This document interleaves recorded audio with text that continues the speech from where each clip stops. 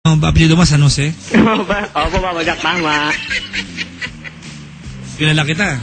Parang ganun nga. Paano ko alam sa Lunching? Lagi si Joe dito sa opisina. Lagi siya dito. Naalala ko lang, Joe pala. Kasi Papa Jack, nung time na pumupunta ako dyan sa inyo, bala ko na talagang mag-open sa inyo, kaso nahihiya lang ako. Baka may love ka sa akin. Hindi no. Wala po akong lakas ng loob nun eh. Well, anyway, good luck sa'yo, Joe. Ayaw kitang payuhan. Ano bang bakit? Po. Wala kang problema eh. Oo, Papa Jack. Tama nang nabigyan kita ng pagkakataon na sabihin on air, exactly anong gusto mo sa kanya. Tapos ayun nga po, Papa Jack, nung nag-perform po ako nung Friday po, di nasa stage po ako. Nung kalagitnaan na po, bumaba po ako ng stage, nagbigay po ako sa kanya ng chocolate.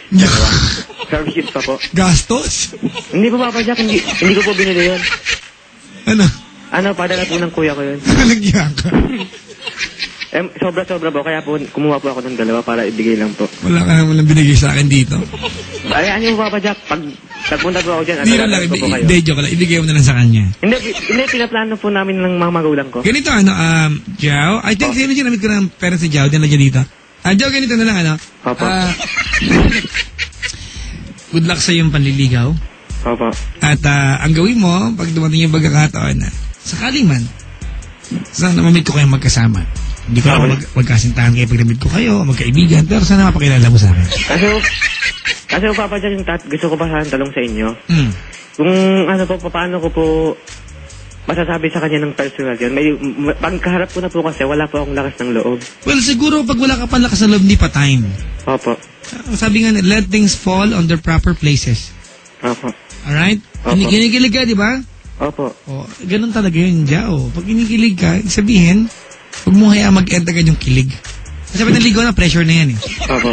Hayaan mo muna. Diba? Let things fall in the proper places. Kung baka po kasi malakas lang po loob ko sa text, pero pagdating po sa personal, nawawala na po. Huwag ka mga makakarating sa kanya. Alright? Kasi po hindi nakikinig yung Papa Jack, paano po yun? Ha? Baka po hindi nakikinig ngayon, hindi ko po kasi na-text eh. Ano ka ba? Maraming chismoso sa Pilipinas. Makakaabot sa kanya yan. Alright? Opo. Pero Papa Jack, pwede po mag-message ka lang po ako sa kanya, isa na lang. Sure, no problem. Kasi po hindi ko po nasabi ng maayos kanya dahil nandito po yung kapatid ko sa baba. Isa pa? Opo. Teka lang. Background tayo ulit. Luma na naman. Pusang gala naman ito si Joe. Teka, asan ba yung natin? Luma, di ba mahilig ka? Opo. Anong gusto mo? Napakasakit. Huwag naman po yun, Papa Jack. Kuya Eddie. Sige, dali. Jamie? Jamie. Muli kong inuulit. Kung nakikinig ka man, gaya nga ang sinabi ko kanina, unang meet pa lang natin sa klase, nalagpat first date ako sa'yo. At ikaw ang naging inspirasyon ko upang mas lalong ganahan pumasok araw-araw. Hindi kumpleto ang araw ko pag Sabado at Linggo sapagkat hindi kita nakikita. Nakaka-chat man kita sa Facebook pero iba pa rin yung nakikita kita eh. At sana kung maniligaw ako sa'yo, magkaroon ako ng puwak sa iyong puso. Dahil mahal na kita, Jamie. Ayun lang po, Papa Jack. To take you where you go.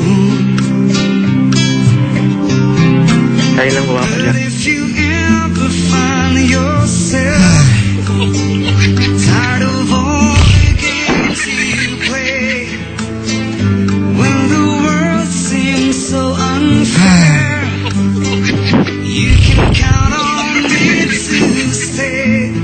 Just some time to lend an ear to this ordinary. Well, Joe, sa kanyang edad, ang love life ay inspirasyon sa pag-aaral. Opo. Tama? Opo. Ayaw kita ma-pressure na kailangan na gawin ka para mapasagot siya maging part ng buhay mo.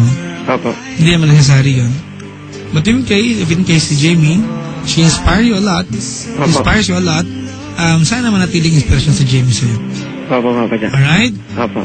Don't make any big move ngayon because you don't need to make any big move. Mag-aaral mabuti, di ba? inspire Jamie to go to school more often.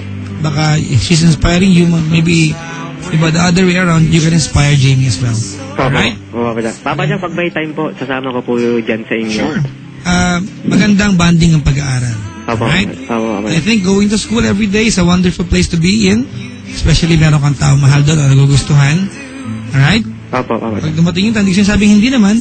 Pag dumating yung time na baka si Jamie ay, alam mo na, hindi ka magustuhan, still go to school. Alright? Pero now, put your best foot forward and make her love you the way you are. Alright? I think you're a fun person to be with and keep it that way. Salamat po, Papa Jack. Alright, may tanong si Jamie sa'yo. Alright? Meron siyang concern sa'yo at ito yun sa kantang yun coming from Kokuli. Maraming salamat. Maraming salamat po, Papa Jack. Thank you so much. Thank you po.